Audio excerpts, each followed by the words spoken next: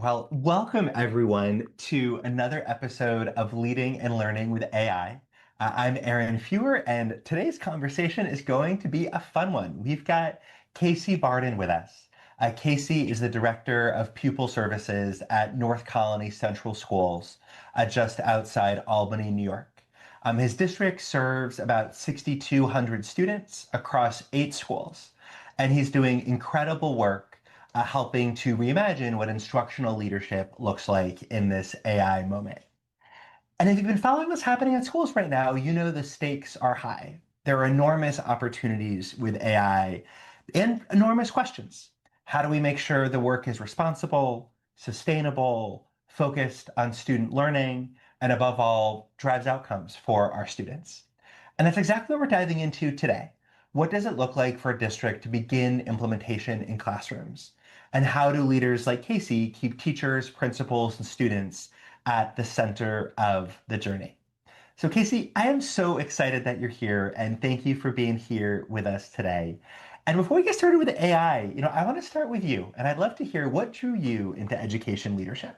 Yeah, well, first, thanks so much for having me. I'm really excited to be here today, and I really appreciate the opportunity. So, and I appreciate your first question. It's what drew me to education was really, was teaching at the elementary level, and more specifically, leadership. I had a great mentor, an elementary principal, that really saw some potential in me from a leadership standpoint, and what I respected so much about.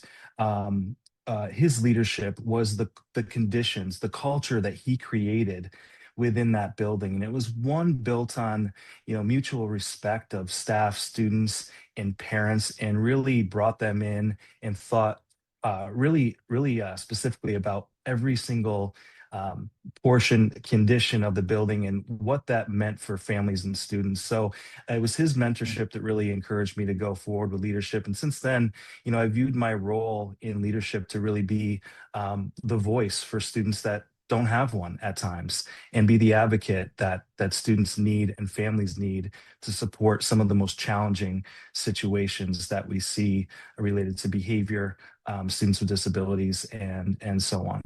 I love that entry point, and I think as I've shared with you, my grandfather was an elementary principal, and so I love all of the roles in the school system, but that one has a special place in my heart. And that last piece you shared about supporting students is the essence of it. I love it, okay, so when it comes to AI, I've come to know North Colony's journey well, and I think a lot of our listeners are wrestling with the same questions that your district faced at the start of your journey.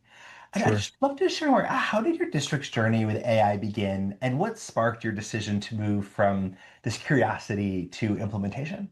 Well, it really began with us looking at where are the places where we really want to get better. What are our goals for the district, and where do we want to move forward? And we already had an experience with Panorama early on, and the driver of really working with Panorama and partnering with Panorama initially was to get student voice. We were really interested in the survey capabilities of Panorama, and to provide a well-rounded picture of each and every student. So once we started to explore what Panorama had to offer and how it really captures the entire student, then it allowed us to kind of refocus on, okay, well, how can we expand the supports and become more consistent with what our MTSS process looks like, and frankly, what instruction looks like in every single classroom that is also inclusive of an SEL approach. I love that. And I'm interested on the AI, on the AI side. Something I've heard you speak about is how you see AI, in a moment where many folks are worried about AI undermining academics. I've heard Yeah. you talk Yeah. about how you see AI boosting rigor for teachers and students. How do you see that? Yeah, that's a really good question. For us, it's prompted some questions for our district level administrative team, and then our academic supervisors and our academic leaders, to kind of really think hard and think specifically about what do we hope are the components of each and every classroom, whether that be a 90-minute ELA lesson at the third grade level, or it's an 11th grade English class that is 84 minutes long. What do we want the components to be within that time frame? And then what's great about the AI feature in Panorama is that once we can decide and agree on what we want that experience to look like for kids, then Panorama can be a support. It's almost like what I view as a co-pilot or an assistant in that role, and making sure that the lessons that we have for outcomes through the Panorama platform, the lessons align with what we want to see as a district and what we want to see instructionally, that is inclusive of reflection and also inclusive of SEL components. So Panorama and the AI tool Solera within Panorama can help us get to the outcome of what we want a great lesson to look like. And then ultimately, how does that meet the needs of all students and produce outcomes for students? It's a great example, and I appreciate in this moment where like we see AI eroding rigor and eroding best practices that you've started with like what is greatness in North Colony, and let's have AI drive to our vision. Let's own that. And that is what I'll add to that is, that's an evolving conversation. So that's also giving us the opportunity of, okay, this is what we want to see. These are the components, but where do we want to kind of reflect on how that implementation is going? And the AI tools within Panorama, Solera specifically, help us to kind of reimagine some of the components in places where we want to see better results. We want to see more engagement for our students. And the other impressive piece to this is we have ways in which we can really test those outcomes. We through the survey data, we're hoping that our engagement responses from students, our engagement data from all of our students increases. And we have kind of set targets around that. We want to see a 4 to 5% increase related to our engagement data moving forward. So we have ways to measure once we have a solid sample of implementation with lesson planning and supports through Solera. So that's so powerful. And I'd be really interested, there's so many shiny things from an AI perspective that don't connect back to instructional needs. How are Mhm. you making those calls about what's going to matter versus what's what's just like shiny? Yeah, it's a good question. I think the way we've thought about this is to continue to go back to what our district goals are. I think every time Mm. it's always very tempting to, want to jump into the next shiny, the shiny initiative and so on. And we're a district that certainly has been guilty of that in the past. And we jump into the next shiny thing, and then what in some cases it's produced as kind of initiative fatigue and so on.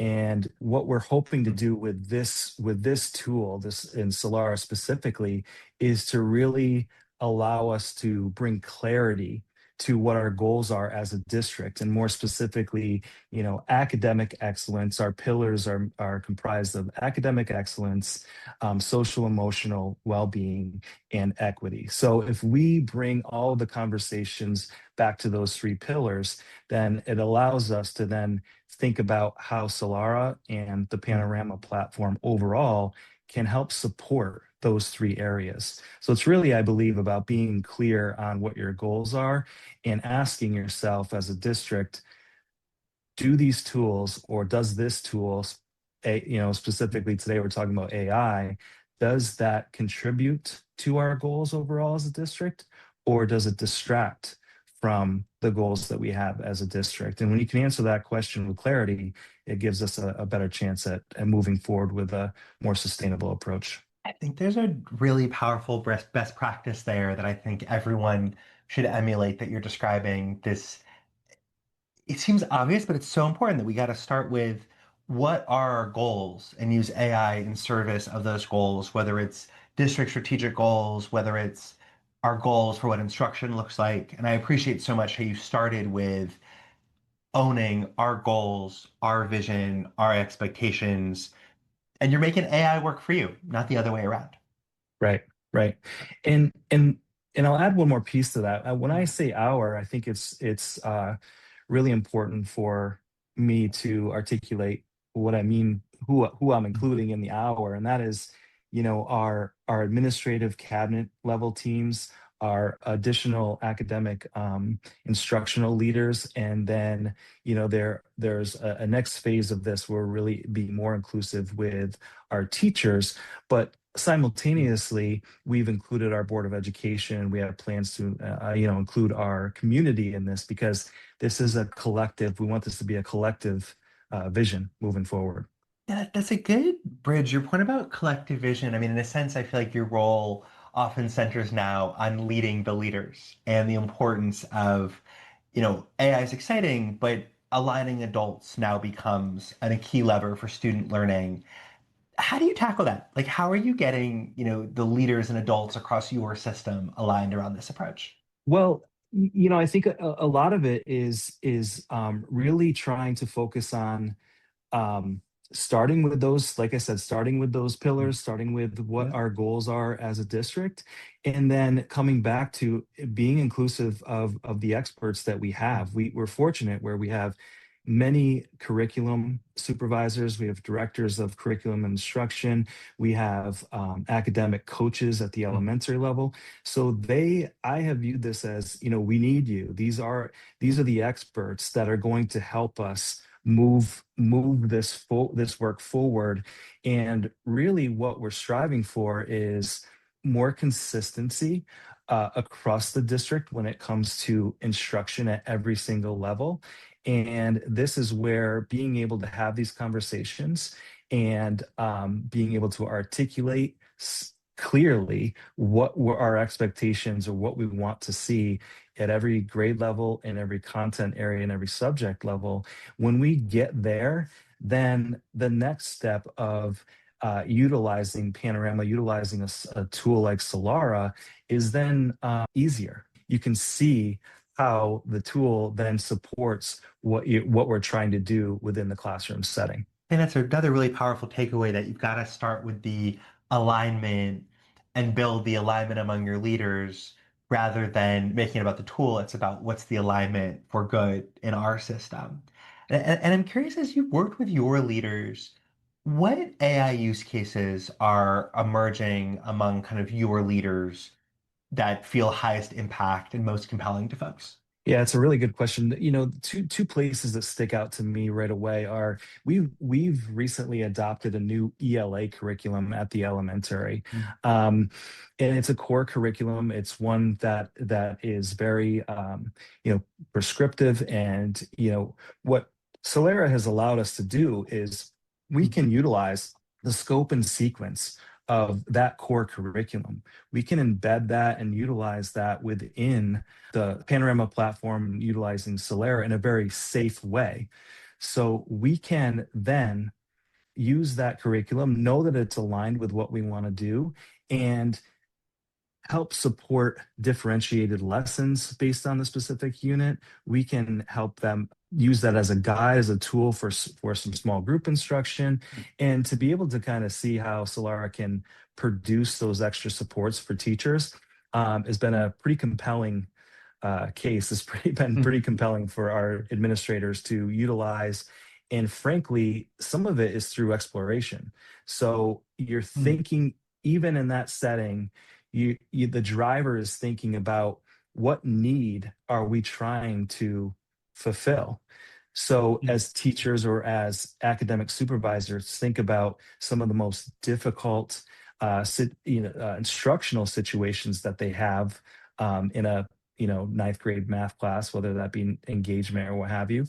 Then you know how can we utilize the tool to try to solve this and be more specific with engagement strategies if that's indeed the challenge that we're trying to solve. So I think continuously thinking about alignment, consistency, but keeping top of mind what are we actually trying to accomplish and what are the challenges we're trying to solve, and then how can Panorama and Solera help support that. That's terrific. And the focus on helping teachers with real instructional needs. I mean, that is where that is where the real impact happens. How have you brought data into the AI equation, and where have you seen that responsible use of data can help increase impact for AI? For us, what Solera can help support is when we're trying to I'll give you a Mm. really specific example here. When we I have a lot of classrooms at the high school level that are a consultant teacher or a co-teaching model, so a special educator working with a general education teacher. And what we're able to do with Solara is kind of number one, talk more specifically about the students that make up those classroom sessions. So the data that's important is really looking at what different needs there are within those classroom settings. So teachers are what we're looking forward to, and what we've started to do already with the department supervisors is pulling some of that data in how those co-teaching classes correlate with some of the classes that don't have any special education students within them, and then seeing how this model could potentially support more students moving forward. So we're pulling kind of performance data out of Solera and Panorama, and that helps us be more specific with the specific students that we're looking to support. I love that specificity of example, and I like how it's gotten to, again, just what I see as a thread as you're speaking are these kind of very specific ways that, AI is solving what are your educators' most important problems, like on the ground in the classrooms. And to maybe a more global example Yeah. too is, so what Solera has provided us is just the ability to kind of look at engagement level Mm. data across the district and pull Yeah. that together. Are we seeing that where it's more specific with a certain grade level? And I'll give you a concrete example. We pulled high school engagement level data and attendance data. We utilize, through Solara and through Panorama, and what we found is we recently implemented a new program, kind of a freshman orientation program at the high school level. And what we've noticed so far, which is only 1 year of data, is that students have a much higher attendance rate and engagement rate at that ninth grade level than they do in the 10th, 11th, and 12th. And so what we're wondering is that class where they every single ninth grade student takes that class, that is an opportunity for the teachers to build relationships, to talk about some challenges that ninth graders face in Mm. transition to high school. And what we're finding is that data is pretty positive and returning positive outcomes Mm. from a social emotional standpoint, but also attendance and academic. So we're wondering if that's something that can be extended in the upcoming years. That's terrific. I love both the program and how you're thinking about using AI to rigorously assess, like, is this working for our kids? How do we scale it up? So let's bring this home. If we're sitting down a year from now, what does good look like for your district? And what would make you say, like, yes, this had the impact we wanted to see? A couple areas. I'm optimistic and I'm hopeful that we can make progress and make headway related to tier one Mm. instructional practices and more consistency across the district, really at the tier one level, from supporting students both academically and social emotionally. And what we're seeing is that we have a great amount of resources. We're well resourced when it comes to having counselors, social workers, and school psychologists and so on. But the work ahead is really to expand the capacity in all of our teachers and folks that are working at the tier one level to support all of our students. So what I'm hoping for is, number one, from an instructional standpoint, clarity that aligns to our district level goals and what in a common understanding of what we want instruction to look like K through 12 at every level. And then the utilization of Solara to help us do that. And Then what I'm really excited about some of the tools within Solara that can help with consistency in our MTSS process across the district. Because that is a space where, we're like many districts, we're still striving for perfection in that area. It's not been perfected K through 12, and we have some places that for improvement there. But Solera is a really good tool that are a couple of important points I think to mention. The MTSS tools within Solera can help us really be non-biased when it comes to talking about student data. So all the student data is within the system. So we have our iReady data, we have formative assessments that are within the system. We have attendance, behavior, all those pieces. So when you are talking about supporting a student and creating a plan for a student moving forward, you really have all the non-biased data right in front of you to then create plans and then progress monitor them moving forward. And the hope there would be to really reduce the number of referrals to those MTSS meetings. And I would say, in addition to that, reduce the number of 504 requests that come in to some of those meetings. And then lastly, I would say we really would be hopeful to see an improvement in our engagement data K through 12 with the Solara survey tool. We've got a big year ahead. That sounds, We do, that we sounds... do, we do, we do. But But I I believe do it. think we do think we can get there. I do think we can get there. So I'm Oh, optimistic. I think that's absolutely attainable. And seeing you and your team's leadership in action, I think that is ambitious. And I think we're going to be saying that's exactly what happened when we sit down a year from now. I hope so. So, Casey, just huge appreciation for you joining us today. I think you've given us both ideas, not just about what's possible with AI, but this really human picture of how leaders bring people together around change. And I love kind of us jumping from vision to strategy to practicality. And I think that's what's made your leadership so powerful is operating at all of those levels. I mean, just for everyone listening today, here's what I'm taking away. One, AI can strengthen the core of teaching and learning. It can help teachers boost rigor, it can build consistency, and really create the kind of environments where kids learn and feel like they belong. And I'm also taking away the kind of strategy importance of starting with our district's goals, our expectations, and beginning with the end that we have in mind and using AI as a tool for that. And I'll just say, I think as folks lean in with courage and with clarity, what you're sharing here about your journey, Casey, and the North Colony journey shows us the way forward. So thank you for being here with us today. I'll say to our folks listening, if today's episode sparked ideas for you, please share it with a colleague, hit subscribe, join us next time. We've got some more terrific guests coming up, and I can't wait to keep building this conversation with you. So thank you again, Casey, for being here, and thank you for tuning in to the Leading and Learning with AI podcast. Thank you so much for having me.